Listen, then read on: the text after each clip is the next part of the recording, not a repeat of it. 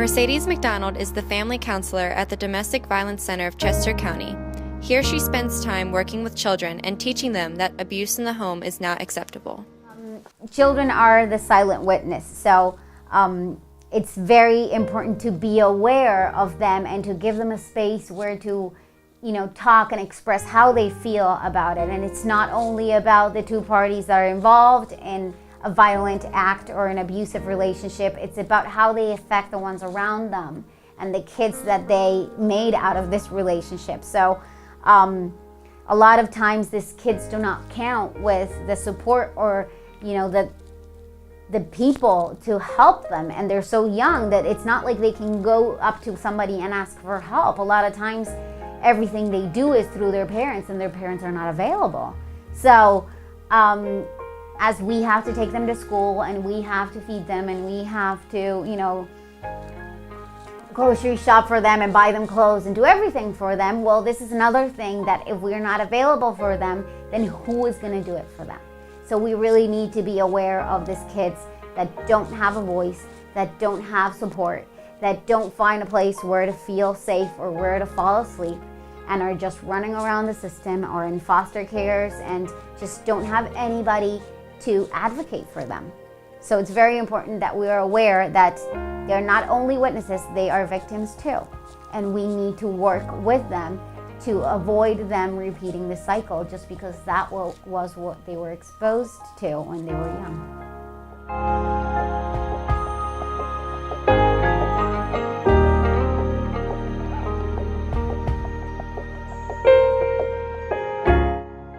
The children are a great place to start because they're so young and they're learning everything, they're getting into the world, and they are the perfect early intervention. They still have a lot of time to learn how to behave and how to change. Since the early intervention is the best way to address this, it really starts by safety planning. So they have to be aware of what to do if it comes dangerous. So if the situation gets out of hand and they are at home, what do? They call 911, they go to the neighbor, who do they tell? What is their support system? The interventions depend on the age and the frequency.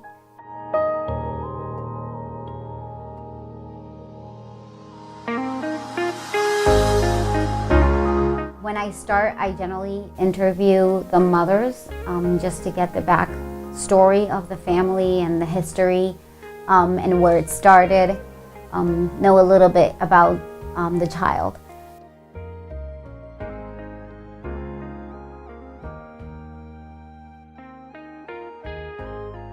After I listen to the mom's worries and things that she wants to work through, I sit down with a child and I go from scratch and just try to get to know them and talk to them if they are at an age that they can express easily.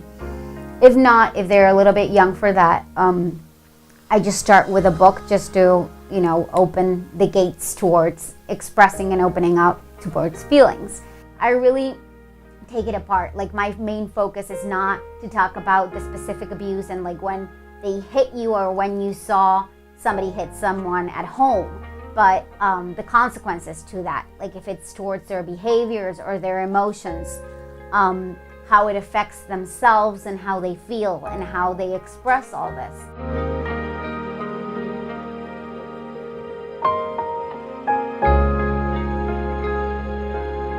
The next sessions, I am prepared.